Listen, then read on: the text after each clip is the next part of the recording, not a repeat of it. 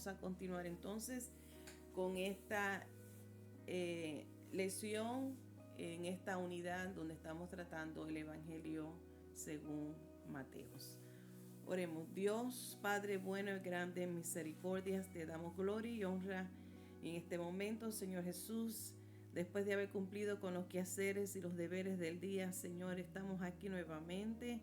Podemos conectarnos a través de esta plataforma, por este medio. Te damos gracias, Señor, por esta tecnología y por esta oportunidad que tú nos concedes de poder compartir tu palabra con libertad.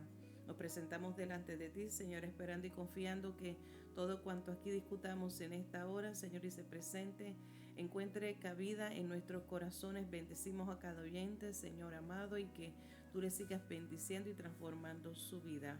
En el nombre de Jesús te lo pido, creyéndolo. Amén y amén. En la lección anterior, la número 15, bajo el tema La vida disciplinada en torno a Cristo, estuvimos presentando lo que significa confiar fielmente a Dios y a cómo servirle a Él con las motivaciones correctas. Hablamos acerca de las disciplinas espirituales en el tema de dar, orar y ayunar, entendiendo que estas disciplinas espirituales, cuando las hacemos con la motivación correcta, entendemos el propósito de la misma y lo beneficiosa y los resultados que pueden traer y las bendiciones que pueden traer a nuestras vidas. Entendemos que el orar, ayunar y dar de las ofrendas o de nuestras finanzas no es para impresionar a los demás como tenía acostumbrado los fariseos, sino más bien es una muestra de agradecimiento. Hablamos brevemente que las obras no salvan, pero una persona que es salva por la gracia de Cristo sí hace buenas obras. Así es que no hacemos estas disciplinas o ejercicios espirituales de orar, ayunar y dar para tampoco ganar el favor de Dios o para tratar de manipularlo. En cambio, estas disciplinas espirituales nos equipan a nosotros para servir mejor a Dios y expandir así de una manera más efectiva el reino de los cielos. Eso fue la semana pasada anterior con la clase. Hoy continuamos con esa misma línea de pensamiento. El versículo clave de la lección anterior estuvo basado en Mateo capítulo 6, verso 24, donde dice: ninguno puede servir a dos señores, porque o aborrecerá al uno o amará al otro, o estimará al uno y menospreciará al otro. No podéis servir a Dios y a las riquezas. Y la lección de hoy continúa con el mismo pensar o el mismo tema en cuanto a cómo nosotros conducirnos como ciudadanos del reino de Dios, que se encuentra en Mateo capítulo 7, verso 21. Es el texto clave de esta lección número 16. No todo el que me dice Señor, Señor, entrará en el reino de los cielos, sino el que hace la voluntad de mi Padre que está en los cielos. Hay una frase que muchas veces hemos escuchado y hasta muchas personas viven bajo engaño porque creen realmente lo que esta frase significa. La frase que hablo es cuando escuchamos a alguien decir, o quizás algunas veces somos culpables en haber dicho alguna vez en nuestra vida, decir, realmente no importa lo que crees, siempre y cuando seas sincero. La realidad es que esto es una gran mentira que muchos caen en el engaño. Y vamos a ver cómo es que en la lección de hoy reafirma que esta frase no es realmente correcta, es un engaño. Uno puede creer sinceramente que podría llegar a llegar a hacer algo extraordinario sin sufrir una consecuencia. Eso es lo que realmente significa esta frase, de que no importa lo que creas, siempre y cuando seas sincero. El ejemplo que da el escritor de la lección de hoy presenta un ejemplo de como una persona irse a un edificio de 20 pisos y decir que puedes saltar hacia otro edificio o puedes saltar de ese edificio y no va a sufrir ningún daño. O sea, es como creer que el hecho de creerlo, de que no va a pasar daño, no va a ser una realidad. El creer que tal cosa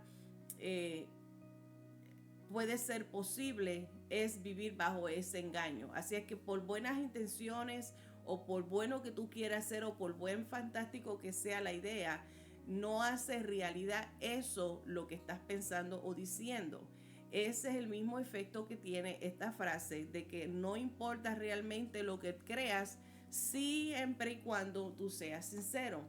Y en este término va más dirigido en el concepto de la fe, que no importa dónde tú pongas tu fe o en quién pongas tu fe, siempre y cuando tú seas bueno y sincero, todo va a estar bien. La vida bendecida que se nos promete a nosotros como ciudadanos del reino de Dios, como hemos tratado en estas últimas semanas, tiene un alto costo personal.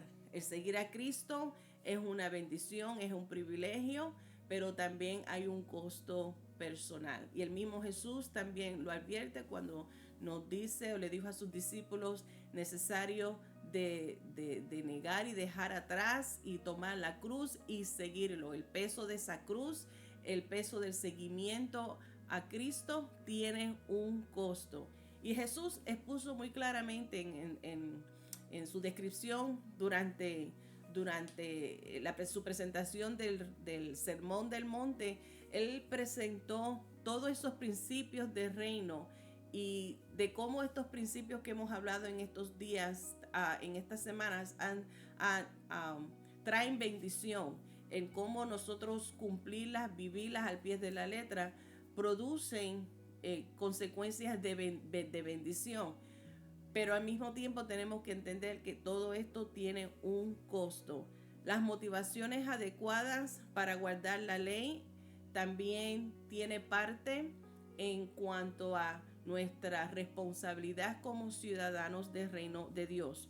Los pasos para vivir sin preocupaciones y requisitos de permanecer firmes y fieles son parte de estas enseñanzas que hace Jesús en el Sermón del Monte. Importante de nosotros vivir día a día firme, creyendo en Él fielmente, confiando. Hablamos la semana pasada en nosotros no estar preocupándonos ni afanándonos tanto, no que seamos irresponsables, porque sí tenemos que planificar, tenemos que hacer arreglos, pero siempre lo debemos de hacer contando con el favor y la dirección de Dios. No vivir de una manera tan preocupado, porque si vivimos de una manera muy afanado y preocupado, estamos demostrando una falta de fe y confianza en nuestro gran proveedor.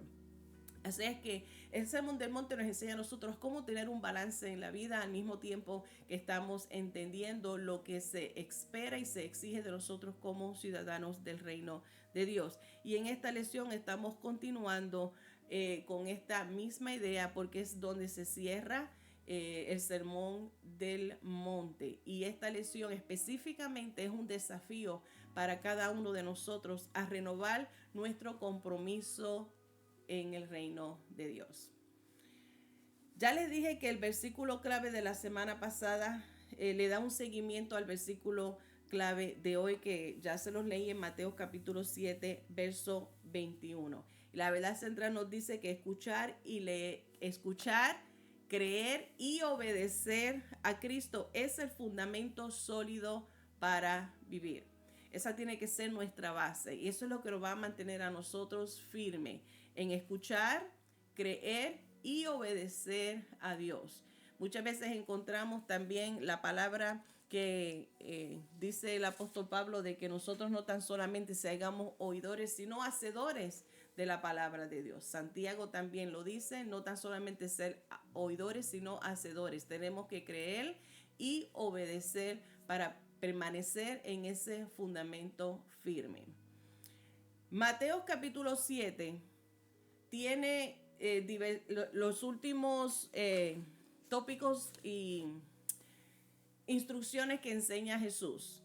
Y en you can project the list. En 1, 2, 3, 4, 5, 6, 7. Hay 7. Capítulo 7 contiene los últimos 7 puntos que resume Jesús en cuanto a nuestro compromiso y el reto que tenemos para continuar siendo ciudadanos del reino de Dios. Cómo vivir una vida y entendiendo el costo de la vida. En los primeros 6 versículos habla el tema de no juzgar a los demás, que es lo que vamos a estar tratando el primer punto hoy. Continúa hablando acerca de la oración eficaz. Luego habla y presenta lo que es la regla de oro en el versículo 12. Los versículos 13 y 14 de este capítulo, Jesús presenta la puerta angosta y hace la comparación. Está en los versículos 15 al 20, el árbol y su fruto, hablando de que tiene una bastante similitud con el primer punto de no juzgar a los demás. Verdaderos discípulos, es la descripción que encontramos en los versículos 21 al 23. Y finalmente el mensaje, el sermón del monte, que comenzó en el capítulo 5, cierra con estos versículos en el capítulo 7 de edificar sobre un cimiento sólido. Y hoy vamos a estar tratando acerca del primer punto y el último punto en cómo conecta el resto de los demás o el resto del mensaje, cómo se encierra. Vamos a ver en estos capítulos, en el capítulo 7, los versículos del 1 al 5, y entonces del 5 brincamos o pasamos al versículo 12. Que nos dice: no juzguéis para que no seáis juzgados, porque con el juicio con que juzgáis seréis juzgados, y con la medida con que medís os será medido. ¿Y por qué miras la paja que está en el ojo de tu hermano y no echas de ver la viga que está en tu ojo, en tu propio ojo? ¿O cómo dirás a tu hermano: déjame sacar la paja de tu ojo, y he aquí la viga en el ojo tuyo? Hipócrita, saca primero la viga de tu propio ojo, y entonces verás bien para sacar la paja del ojo de tu hermano. Verso 12. Así que todas las cosas que queráis que los hombres hagan con vosotros, esta es la regla de oro. Así también haced vosotros con ellos, porque esto es la ley y los profetas. Quiero comenzar describiendo lo que es un legalista. Un legalista es alguien que cree que puede ser justo ante Dios al guardar un conjunto de reglas. Es una persona que cree que el observar y cuidar y cumplir al pie de la letra una serie de reglas lo hace justo, lo hace correcto, lo hace propio. Como máximos legalistas, los fariseos establecieron una norma de comportamiento que ni siquiera ellos mismos podían cumplir. La semana pasada hablamos acerca de una descripción de los fariseos que les gustaba publicar o proyectar su religiosidad de una manera externa y obvia, de tal manera que fueran reconocidos y honorados por todos, en la forma en que oraban en voz alta, la palabrería que utilizaban, en cómo ellos no disimulaban en su tiempo de ayuno y en el tiempo de dar ofrendas, en cómo se querían asegurar que vieran y escucharan las grandes cantidades que daban. Así que esa era una característica de ellos, de ser de una manera muy religiosos, de una manera externa, para demostrarse que eran los propios y correctos.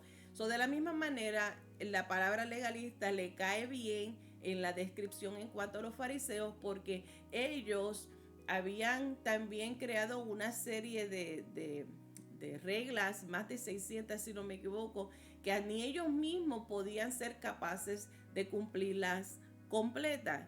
Ellos realmente estaban ciegos a sus propias faltas, pero se apresuraban en señalar, se apresuraban en hacer evidente la falta de los demás.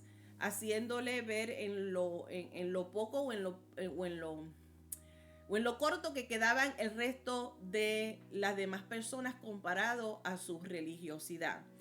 Por esta razón es que Jesús hace esta otra instrucción y hace esta enseñanza en el versículo 1 de este capítulo 7 de Mateo. Jesús quería que sus seguidores, como nosotros también en la iglesia de hoy, entendiéramos la importancia de tener cuidado y no caer en esas mismas acciones y no copiar esas mismas acciones que llevaban los fariseos de su tiempo. Eso de juzgar a los demás de una forma en querer pensar y creerse de que no juzgar a los demás como si ellos no fueran a ser juzgados, como si juzgar a los demás era aceptable para ellos porque ellos eran tan perfectos que obviamente eso de ser juzgado no le aplicaría a ellos. ¿Estamos entendiendo? No quiero hablar aquí como Cantinflas. No es Cantinflas, ¿cuál es el otro? No es Cantinflas. Es Cantinflas. Ustedes saben, los que me están viendo ahí conocen un artista, un comediante mexicano que hablaba siempre dando vueltas y repitiendo y decía la cosa con diferentes sinónimos. Pues yo no quiero hablar así. That's what estoy tratando de evitar. Entendiendo que los fariseos eran rápido, pronto para juzgar a otro, pero no estaban considerando o estaban muy convencidos de que ellos no podían ser juzgados porque ellos eran propios, ellos eran correctos y cumplían la ley al pie de la letra.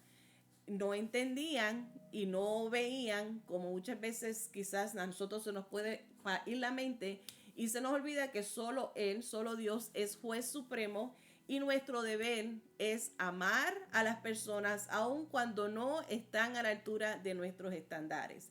A pesar de que no esté a un nivel de madurez o quizás no hagan las cosas diferentes a nosotros no nos hace a nosotros mejores que ellos y ellos menos que nosotros. Jesús dice en Mateo 7:1, no juzguéis para que no seáis juzgados. Generalmente es una frase que todavía hoy día muchas personas la malinterpretan y le dan mal uso al significado de la misma. Vamos a ver hoy cuál fue la verdadera intención de Jesús a él utilizar a él señalar este comportamiento de los fariseos, a que nosotros como iglesia, como seguidores de Jesús, no la apliquemos o entendamos claramente lo que Jesús intencionó al enseñarnos este principio. Hoy en día se usa de una manera errónea y no en la manera correcta. Primero, quiero definirle el verbo de juzgar. Juzgar es formar una opinión después de evaluar cuidadosamente las pruebas. Formar una opinión o llegar a una conclusión o determinación y pronunciar su decisión u opinión después de haber evaluado cuidadosamente las pruebas. Eso es juzgar.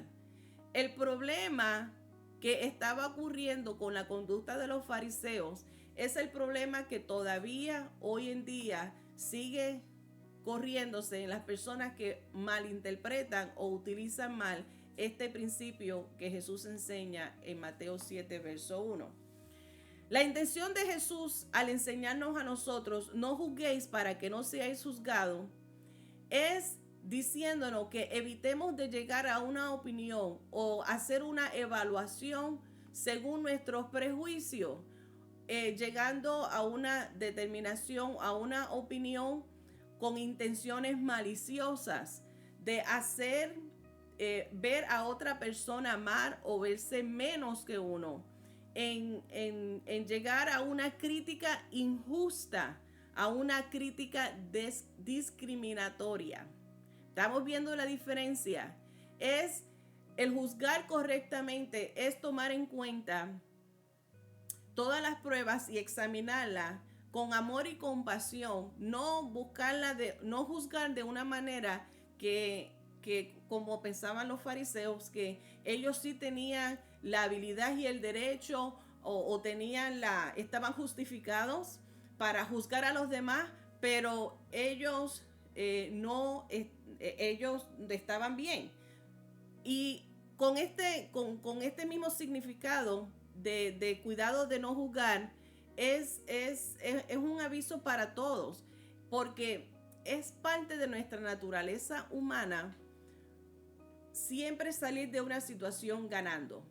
Nosotros no nos gusta perder y siempre buscamos una manera de cómo hacer que nuestra parte, el lado de nuestra historia, sea la más favorable o la más aceptable, sin importar de el daño o al costo de otra, del testimonio o de la reputación de otra persona.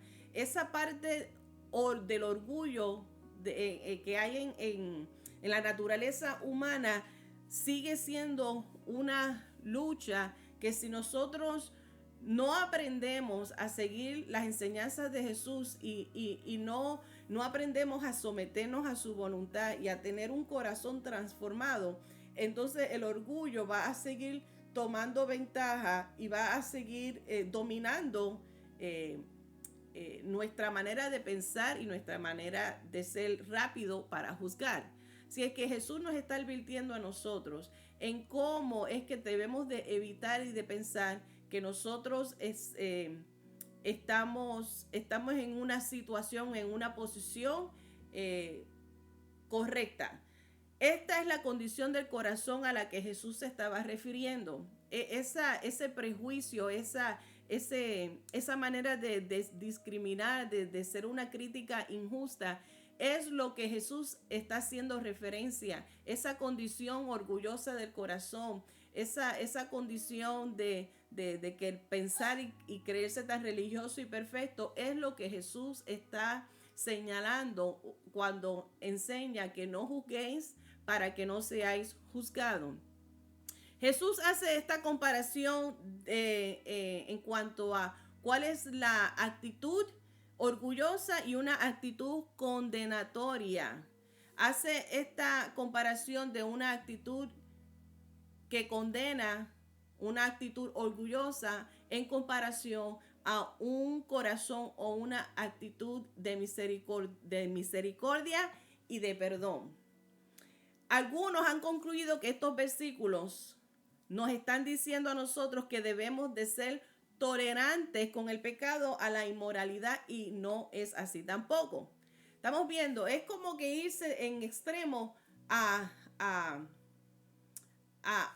esta mala interpretación que se le da a este versículo. Otras personas interpretan esto de no juzguéis para no ser juzgado en el sentido de no de no señalar y justificar el pecado, no hablarlo como quien dice todo el mundo peca, todo el mundo lo hace, eso no es gran cosa, eso está bien, eso es insignificativo. Eso tampoco es lo que significa el no juzguéis para no ser juzgado. Tampoco está hablando de que debemos de tolerar el pecado, de que debemos justificarlo, de que debemos pasarle un pañito tibio o esconderlo bajo la alfombra. Tampoco está significando eso. No está diciendo que seas crítico, injusto, pero tampoco está diciendo que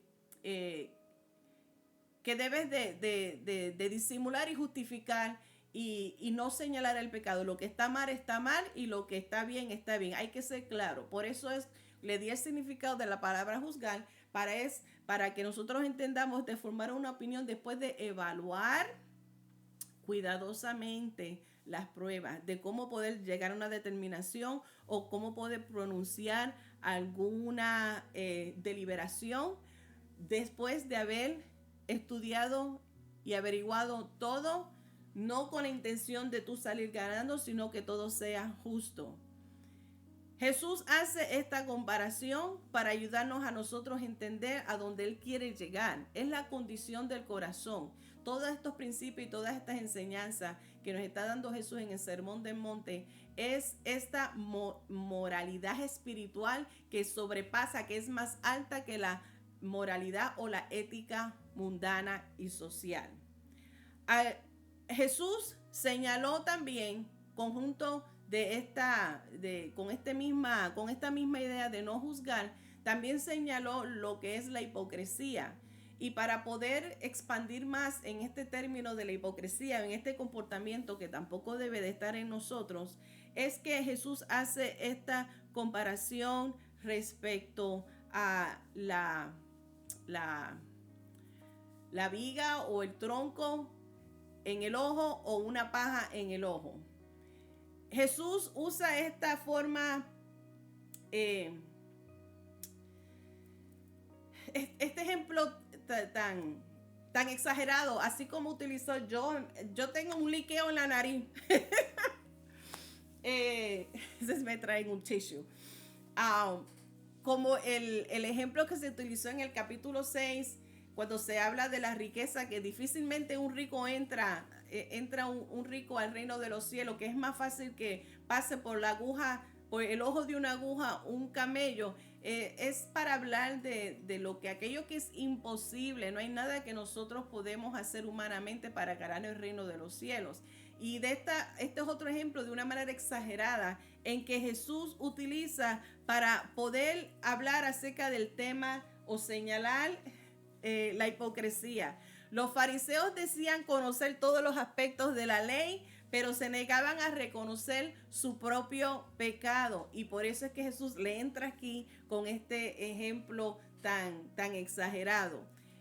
Y lo utiliza haciéndole alucir de cómo es posible que tú estés notando la paja, la astilla que hay en el ojo de otra persona y negarse a reconocer el tronco o la viga en su propio ojo. Nuestra condición espiritual a menudo nos hace a nosotros también culpable de este comportamiento, porque muchas veces nosotros ignoramos nuestra propia deficiencia, ignoramos nuestra propia falta, pero somos rápidos para señalar y para mirar la deficiencia o la debilidad espiritual de otro. Somos rápidos para juzgar, somos rápidos para señalar. Y Jesús, utilizando a los fariseos como ejemplo, nos dice a nosotros que evitemos caer en esta misma conducta, no ser hipócrita, no estar mirándonos lo que hace el otro o lo que deja de hacer el otro, y muchas veces nosotros ignoramos nuestra propia condición, nos entretenemos viendo la condición de otro y no tomamos el tiempo para analizarnos a nosotros mismos y ver nuestra propia condición. Esto nos pone a nosotros en esa misma categoría que los fariseos de la época de Jesús, su hipocresía, su religiosidad. Jesús nos enseñó que en lugar de juzgar a los demás con dureza y reservar la gracia para nosotros mismos, o sea, hacernos bien, que nosotros estamos en lo correcto, debemos ofrecer a los demás la misma gracia que nosotros queremos recibir de ellos mismos. Que aprendamos a tener ese mismo balance. Mencionamos este mismo principio cuando hablamos del modelo del Padre Nuestro. En el Padre Nuestro también está esa parte: Padre, perdona nuestras ofensas como nosotros perdonamos a aquellos que nos ofenden. Es el mismo principio, la misma gracia que nosotros queremos recibir de parte de Dios, la misma gracia que queremos recibir de alguien que nos juzga a nosotros, de recibir el perdón y la comprensión. Esa misma gracia que nosotros queremos otorgarnos a nosotros mismos, debemos de otorgárselos a los demás. La palabra de Dios nos urge a nosotros, nos exhorta a nosotros a que oremos unos por los otros, a que busquemos la rehabilitación, a que nosotros entendamos que no nos toca a nosotros ser juez, sino a Dios, que Él es el Dios, el único juez perfecto, la cual no hace acepción de persona. Hechos capítulo 10, verso 34, nos ayuda a recordar esta palabra. Así que cuando sintamos esa tentación de juzgar a alguien o de estar mirándole la paja que hay en el ojo de otra persona, recordémonos esta palabra exhortadora. Esta palabra que el mismo Pedro comparte cuando en su mensaje hace en la casa de un gentil. En verdad comprendo que Dios no hace acepción de personas. De la misma manera como su Espíritu Santo, como la oportunidad de ser salvo, como recibir perdón, como recibir gracia de parte de Dios, está para los judíos, también está para los gentiles. El mismo juez, el que hace justicia perfecta, quien no hay excepción de persona, es nuestro Dios. A nosotros nos toca orar unos por los otros, restablecer y rehabilitarnos unos a otros con el poder y la dirección del Espíritu Santo. Este primer versículo, en estos primeros 5 versículos y el versículo 6 de este capítulo 7 de Mateos, habla de la regla de oro, en la misma manera en que nosotros esperamos ser aceptados, perdonados, restaurados, en la misma manera que nosotros deseamos ser comprendidos, la misma gracia debemos extendérselas a los demás, a no ser hipócritas, a no pensar que somos mejor que otros. Entendamos que nosotros también tenemos errores, pero tampoco nos vayamos al otro extremo de que es aceptable en continuar llevando una vida de pecado, de desobediencia, de rebelión, porque así soy, porque eso es parte de la vida y porque esa es la ley y así Dios perdona y Dios ama y lo perdona todo. Tampoco es vivir una vida al garete. Todo tiene un balance, todo tiene un costo. El versículo 6 de este capítulo 7 de Mateo. Can you put it up? Hay 2 palabras claves en esta parte de la enseñanza de Jesús que es fuerte. Dice, no deis lo santo a los perros, ni echéis vuestras perlas delante de los cerdos, no sea que las pisoteen y se vuelvan y os despedacen. Hay 2 palabras claves ahí. Para describir aquellos, Jesús específicamente ahora hace una alusión para describir un grupo de personas. Utilizó a los fariseos como ejemplo en su orgullo, en su religiosidad, diciendo no sean hipócritas, no sean como ellos. Aquí para describir al grupo de personas que rechazan el evangelio, específicamente a este grupo de personas, es que Jesús utiliza 2 palabras que para los judíos, cuando querían referirse a los gentiles de una manera ofensiva o para describir lo impuro, lo ignorante, lo inmoral que era, utilizaban la palabra perro o cerdo para describir a una persona inmunda, injusta, ignorante, impura. Esa es la forma en que la cultura judía utilizaba para describir a los gentiles, para desecharlos. Right? Eso no valen nada, eso no tienen valor, son los ignorantes, esos no son dignos de estar en la presencia nuestra, de los santos que son. Jesús utiliza estas 2 palabras que para la cultura judía era más bien como un insulto, era como un rechazo. Nos ponemos a pensar cómo es posible que Jesús utilice estas palabras tan ofensivas para... No es que Jesús estaba insultando a la persona en sí, no con la misma significado que la cultura judía lo utilizaba. Más bien es para referirse a este tipo de persona específica que rechaza el evangelio. ¿Por qué? ¿Por qué utiliza esta manera tan impresionante y tan fuerte para describirlo? es entendiendo que para los judíos no veían a los perros como una mascota doméstica. O ya escucharon al perro de aquí ladrando. So, en casa de un judío tú no ibas a encontrar un perro.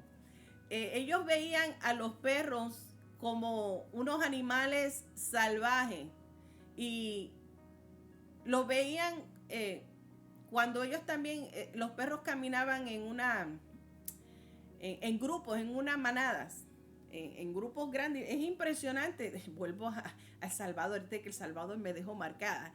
Un lugar muy hermoso, muchas cosas que aprendí. Fue impresionante ver la cantidad de perros en la calle. Y en una ocasión cuando salíamos para ir creo que para el Coyoral, íbamos a salir a evangelizar. Estábamos en nuestra guaguita en la parte de atrás y yo bien gozosa, pero era impresionante ver esa cantidad de perros que había allí. Decía, mira, parece que es que hay una reunión de perros hoy, porque fácilmente había 12 a 15 en esa callecita nada más. Para los judíos, esa manada de perros salvajes lo consideraban inmundo y salvajes porque también esos perros salvajes atacaban a las personas. Para llamar a una persona cerdo, compararla como un cerdo, era un insulto, era peor aún, porque los cerdos salvajes también se ponían agresivos, especialmente cuando tenían hambre, atacaban a las personas. Así que, ¿qué concepto? ¿Por qué utilizó Jesús esto de perros y cerdos? No para insultar a la persona como tal. No es a la persona a lo que Jesús está señalando. Más bien es el comportamiento. Está diciendo, estas personas que se empeñan constantemente en rebelión contra Dios para rechazar el evangelio y para atacar a aquellos que llevan el evangelio.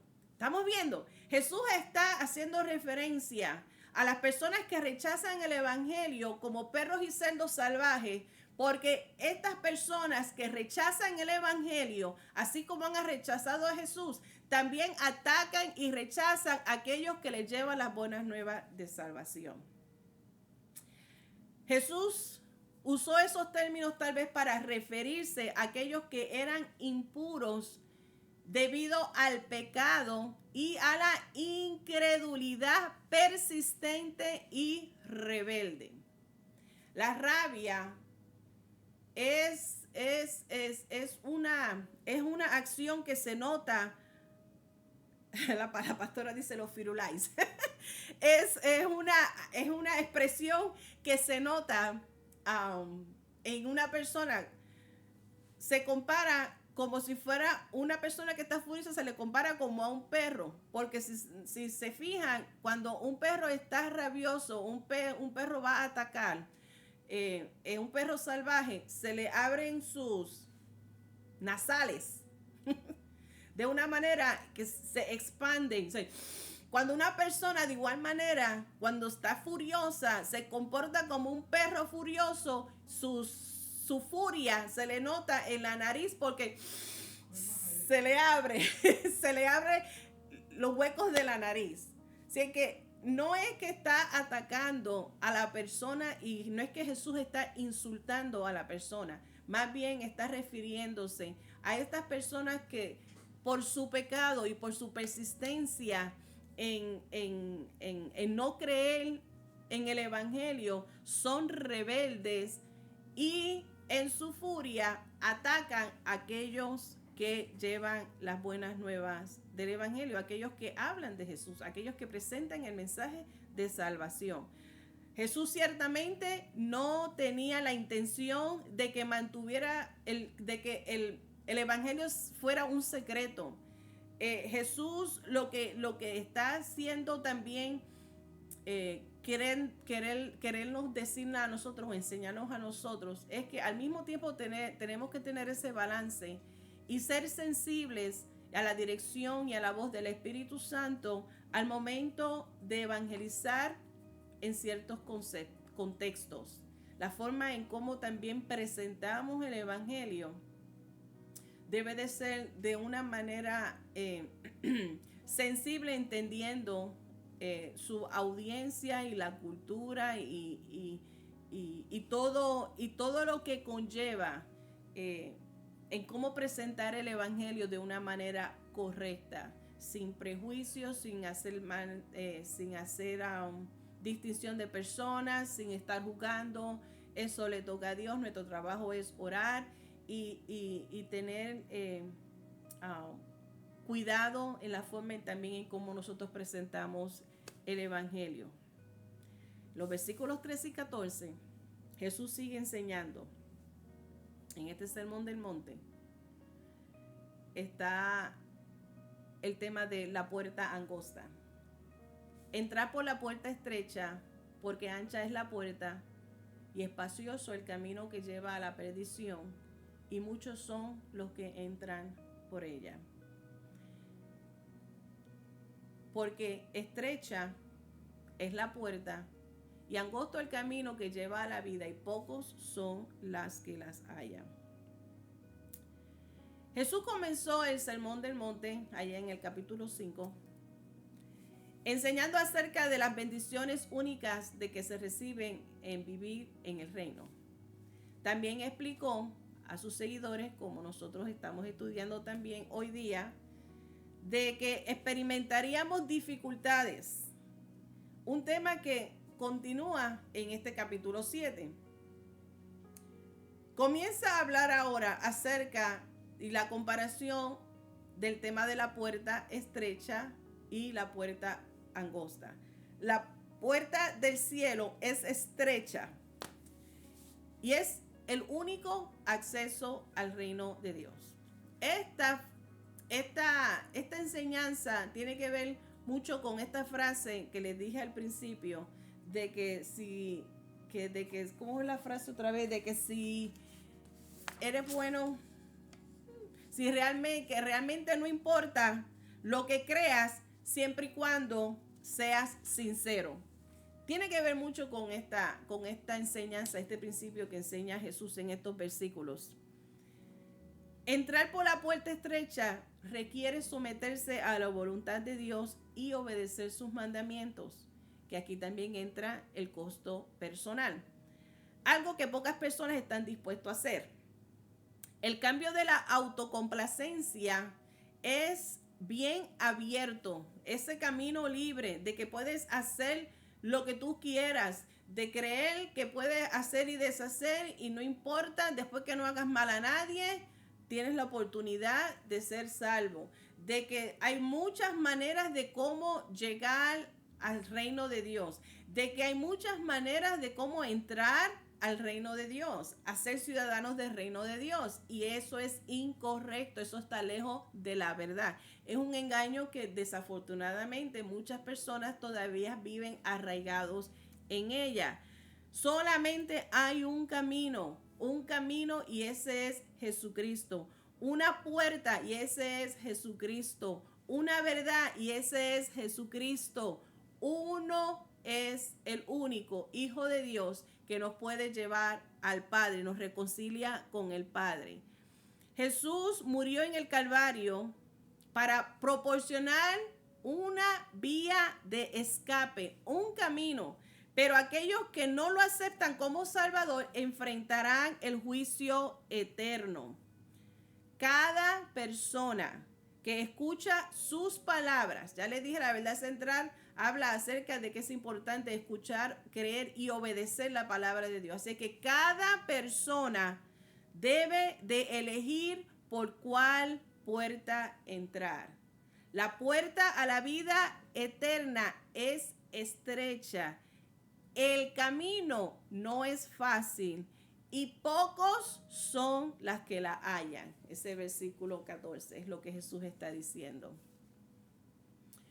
No hay obras que podamos hacer para ganarnos entrada al reino de los cielos. El ejemplo que utilicé la semana pasada creo que fue uno simple pero bien claro.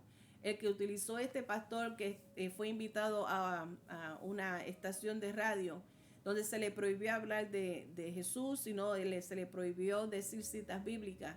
El ejemplo bien práctico y simple que utilizó es que es ese concepto de nosotros poder encontrar una mansión más grande, una casa más bella que la puedas encontrar y tú ves y tocas la puerta y le digas al dueño de esa casa que tú vas a mudarte y ahora vas a tomar posesión de esa casa. El dueño obviamente no te va a dar tal permiso porque tú no le conoces y esa es su propiedad. Es el mismo estilo, la misma idea de nosotros pensar de que podemos llevar una vida al algarete, podemos llevar una vida sin compromiso, sin someternos a la palabra de Dios, sin obedecer su palabra, sin vivir como un ciudadano del reino de Dios y pretender y creer que vamos a entrar en el reino de Dios cuando querramos, cuando nos toque salir de esta tierra, de este mundo. Y no es así. Hay restricciones, hay reglamentos, hay una responsabilidad la cual a nosotros como ciudadanos del reino se nos exige. Y este sermón del monte está lleno de instrucciones, de avisos y de advertencias, de la misma manera que encontramos las bendiciones cuando la cumplimos. Pocos son las que la hallan, no porque no sea difícil de encontrar, no porque es algo imposible, como pensar ese ejemplo que se dio de los ricos no pueden entrar al reino de los cielos. No es que sea imposible, es que no hay nada que nosotros podamos hacer y no todos los caminos conducen a Roma. No todos los caminos conducen al reino de Dios, solamente un camino, y por eso no las hallan muchos. ¿Por qué? Porque tiene un costo y es según lo ha determinado Dios en su Hijo amado, no en la complacencia de nosotros querer hacer lo que nos convenga. Mateo capítulo 7, versos 24 al 27. Vamos entonces a cerrar y a culminar este gran sermón del monte. Jesús lo cierra de esta manera. Según su experiencia, él utiliza un ejemplo, una analogía que él personalmente puede identificarse. Dice: cualquiera pues que me oye estas palabras y las hace, les compararé a un hombre prudente que edificó su casa sobre la roca. 24 through 27, sir. Descendió lluvia y vinieron ríos y soplaron vientos y golpearon contra aquella casa y no cayó porque estaba fundada sobre la roca. Cualquiera que me oye estas palabras y no las hace, les compararé a un hombre insensato que edificó su casa sobre la arena. Y descendió lluvia y vinieron ríos y soplaron vientos y dieron con ímpetu contra aquella casa y cayó y fue grande su ruina. Como les dije, Jesús utiliza muchos ejemplos, utiliza a las mismas personas que tiene allí. En este caso utilizó a los fariseos, y ahora en esta enseñanza, como el que cierra este gran sermón del monte, es utilizando algo de la cual él sabía. Él se crió en la casa de un carpintero. Jesús estaba muy familiarizado en cuanto a la importancia de tener un fundamento sólido, también se nos enseña en la Biblia una parábola donde dice que es importante antes de comenzar a construir, tener en cuenta los costos y los materiales y hacer un plan antes de echarle manos a la obra. Antes de entrar en el proyecto, de tener un buen plan de cómo va a hacer las cosas y asegurarse de que tenga todo el costo y todo en orden. Así que Jesús tenía la misma ventaja de ser criado en un hogar de un carpintero y estaba muy, muy consciente de la importancia de tener unos cimientos fuertes. Y usó este conocimiento para entonces dar esta ilustración tan importante de lo cual se trata el tema de esta lección, de tener un fundamento sólido. Las personas obedientes son sabias, como una persona que edifica una casa sobre un fundamento sólido, una persona que podrá sobrevivir cuando las tormentas de la vida lleguen. Las tormentas de la vida pueden llegar inesperadamente y nosotros no tenemos el control de los efectos con la fuerza que pueda traer a nuestra vida. Pero cuando tenemos nuestro fundamento sólido en Cristo Jesús, puede llover, tronar, puede dar viento fuerte y aún así podemos estar firmes y permanecer. De la misma manera como lo comparamos a una gran palma de coco, esas palmas que encontramos en medio de una tormenta, el viento la puede dar y muchas de ellas ya están así ya con su curva por la constante fuerza del viento, pero ninguna de esas palmas llegan a caer porque están cimentadas, están sólidas, están fuertes, que por más vientos fuertes que vengan, no caen. De la misma manera, una persona que es sabia y edifica su casa sobre el cimiento que es Cristo Jesús, puede sobrevivir las tormentas de la vida. En ningún momento Jesús está diciendo que no van a venir tormentas. Ahí no hay nada de promesas de que no van a haber tormentas en nuestra vida. Al contrario, nos está dando el aviso para poder sobrevivir esas tormentas de la vida. Es importante que nuestro fundamento esté sólido en Cristo Jesús, porque hemos puesto nuestra fe en Jesús. Estamos creyendo firmemente en la palabra de Dios, que nuestra fe, nuestra felicidad, nuestra fortaleza no está basado en las circunstancias, sino basado en aquel que tiene el control de todas las cosas. Por otro lado, aquellos que escuchan las enseñanzas de Jesús, muchos las aplauden, muchos lo oyen y las escuchan y las consideran bonitas y hasta las repiten y las recitan, mas sin embargo no las viven, no las obedecen. Estas son las personas comparadas a un insensato. Descendió lluvia y vinieron ríos, verso 27, y soplaron vientos y dieron con ímpetu contra aquella casa. Y cayó, dice, y fue grande su ruina. Lo que hace una gran separación entre los musulmanes, los budistas y los cristianos no es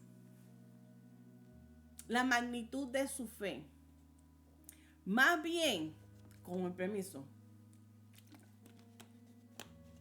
más bien, los seguidores de esas religiones creen y están convencidos con una certeza, creen que están en el camino correcto. Es esa fuerza de su fe, de que a pesar de que tú y yo sabemos que están en el camino, no están en la verdad, porque sabemos que solamente hay un camino, hay una puerta, que solamente Jesús es el que nos lleva y nos reconcilia con el Padre. Es el camino por la puerta para poder entrar al reino de Dios. Que a pesar de que ellos están en el camino incorrecto, a pesar de que han entrado por la puerta angosta, el grado y la fuerza de su fe es lo que lo hace estar firme. Y esa es la diferencia de ellos a nosotros los cristianos.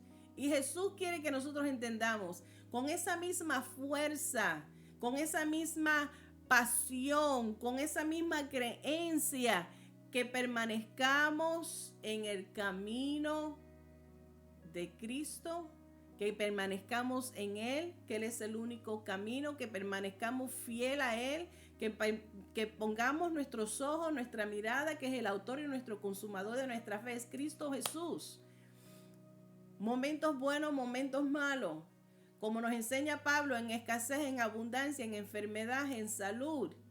En cualquier circunstancia que estemos, en todo le damos gracias a Dios porque Él es fiel. porque Él es bueno, tiene cuidado de nosotros. Hablamos en otras clases pasadas de cómo es que si Dios tiene cuidado de las aves no tienen que preocuparse de qué van a comer o de qué van a vestir las flores. Si Dios tiene cuidado de esa parte de la creación, ¿cuánto más no va a tener cuidado de ti y de mí? Esa es lo que debe ser nuestra fe sólida en el fundamento en Cristo Jesús.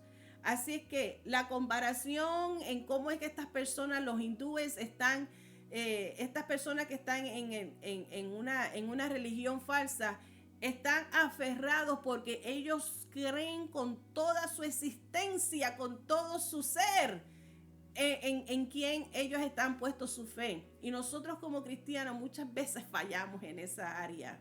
Ellos son más dedicados. Vemos mucho también en los testigos de Jehová cómo se tiran a la calle y ellos están afanados y están ahí haciendo todo lo posible porque confían y muchos creen que ellos son parte de esos 144,000 salvos que ellos son. A pesar de que están en el error, es esa pasión y firmeza porque ellos están fundados en su fe errónea, pero lo están. Y nosotros muchas veces fallamos en esa área.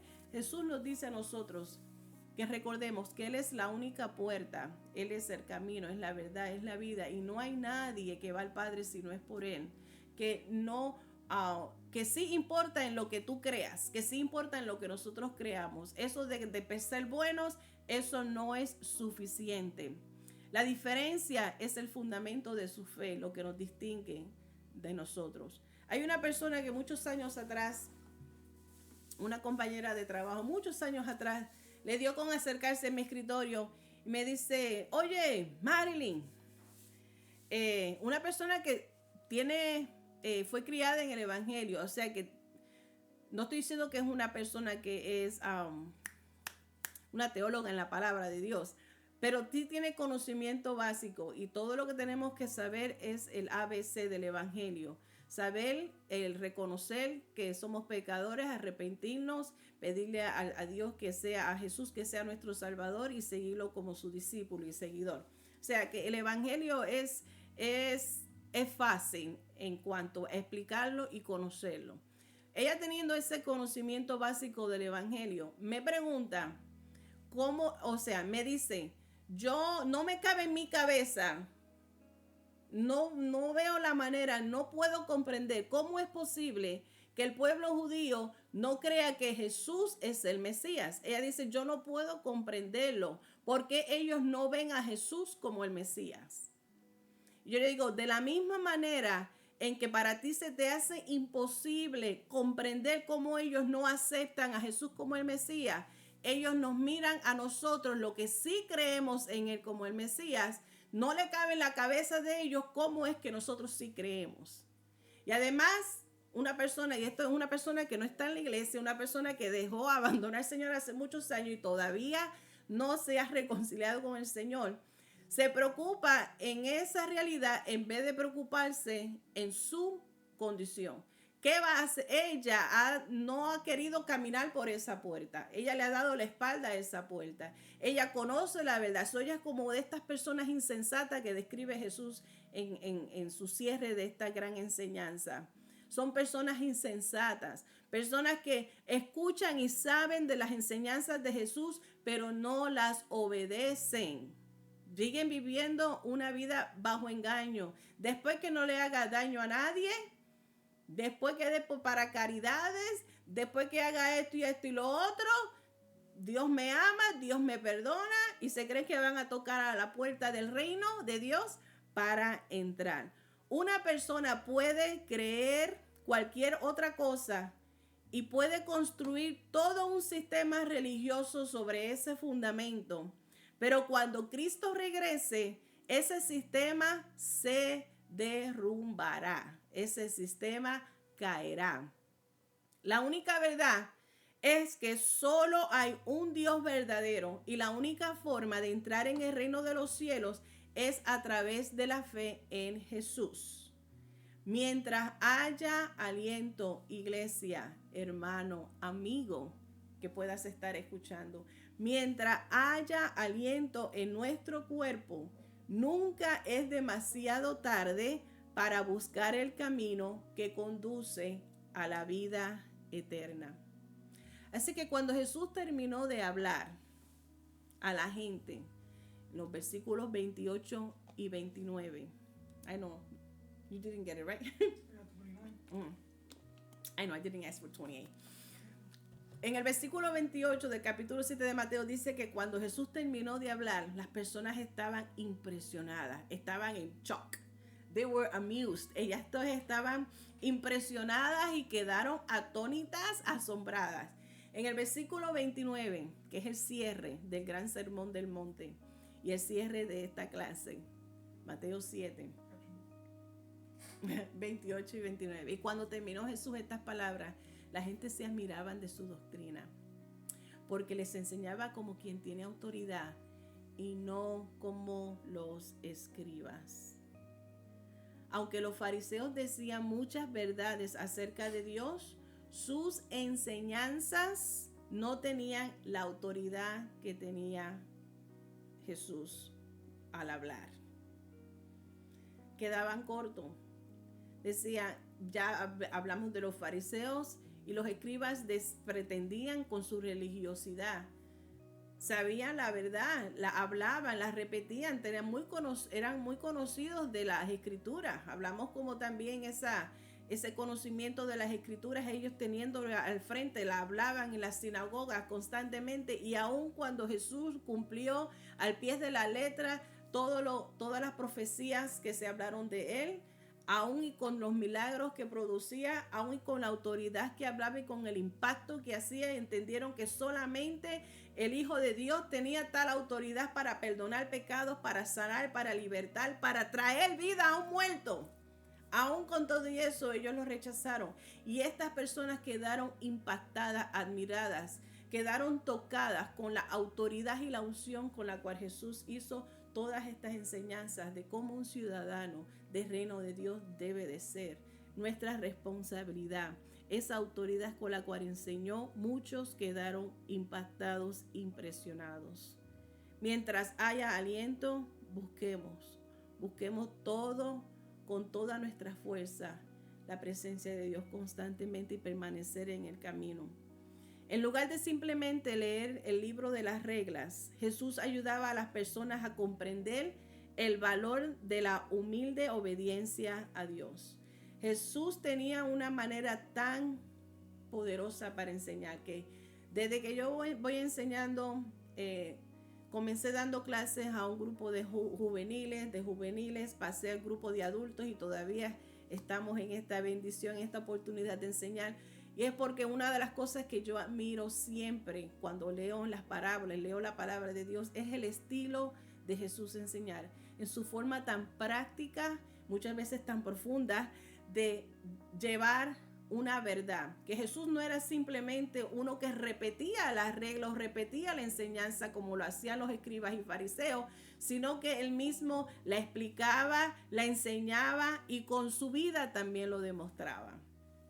Jesús, un gran maestro, nos ayuda a nosotros a comprender este libro de la verdad, la importancia de vivir una vida en humildad. Jesús lo demostró y demostró esa humildad hasta la cruz. La demostró con una genuina obediencia y humildad hasta la cruz. Y siempre lo he dicho, y entró con los brazos abiertos. Él fue camino a la cruz. Fue con toda su pasión camino a la cruz, porque él iba a ocupar tu lugar, iba a ocupar mi lugar. Y lo dejó con los brazos abiertos, dándonos a entender que todavía hay espacio para aquellos que no lo han recibido. Aquellos que quieren entrar al reino de Dios tienen la puerta estrecha para entrar. Tienen el camino, el único camino que nos conecta al Padre. Jesús podía enseñar la palabra con autoridad porque Él era la palabra. ¿Qué nos dice Juan? Capítulo 1, versos 14 y 18, en manera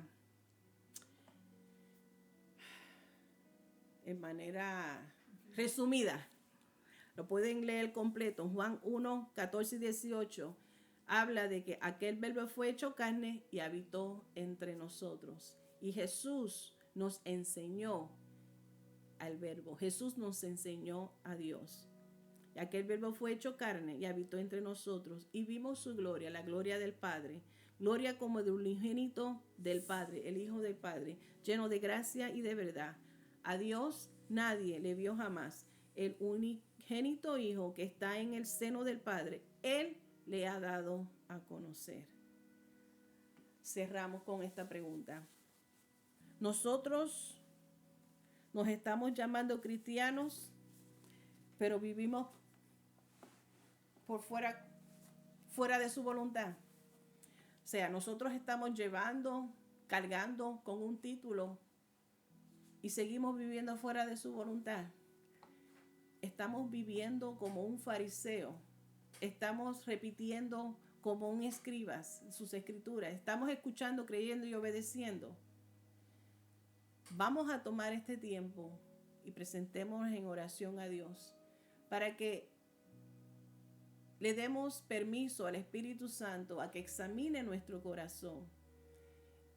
Que si señala alguna área en nuestra vida donde estamos siendo muy críticos y somos personas que tendemos a juzgar, que nos arrepintamos de nuestra mal proceder y que entendamos que Él es el único juez perfecto, que Él es justo en todo y con todos.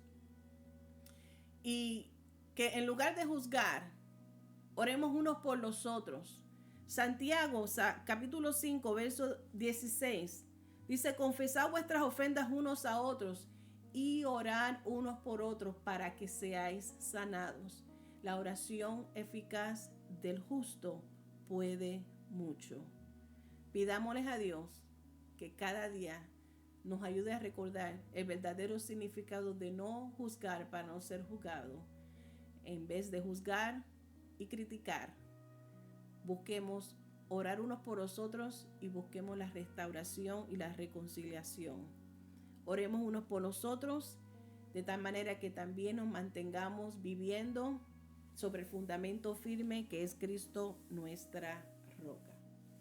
Gracias, Padre, Dios bueno, Dios maravilloso. Te damos gloria y honra. Padre celestial, entendemos nuestra debilidad y nuestra lo frágil que somos. Muchas veces, Señor, somos incapaces de ver nuestra propia decadencia, nuestras propias faltas, Señor amado.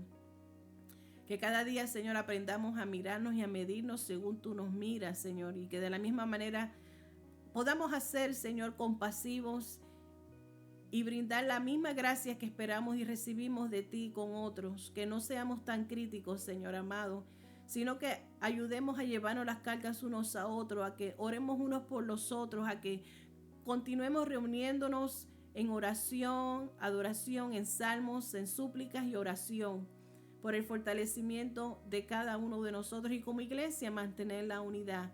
Como hijos tuyos, Señor Jesús, como ciudadanos del reino de Dios, con ciudadanos del reino de Dios, también llevemos una vida apta, correcta y aceptable a ti, Señor amado. Gracias te damos por tu palabra, por tus enseñanzas y que cada día nosotros podamos aplicar estos principios en nuestra vida con la ayuda del amor de tu Espíritu Santo. Amén, amén y amén. Gracias te doy por conectarnos. Estamos a 2 días de ley para despedir este año 2023. Así que desde ya me despido de este año con ustedes. Feliz y próspero año nuevo 2024 y con el favor de Dios nos vemos en la próxima semana. Que pasen una linda noche, una linda tarde o un lindo amanecer donde quiera que me estén viendo, a la hora que me estén viendo. Esta es su hermana Marilyn Colón de la Iglesia del Calvario, Reverendo Osvaldo y Abigail Torres. Dios te bendiga.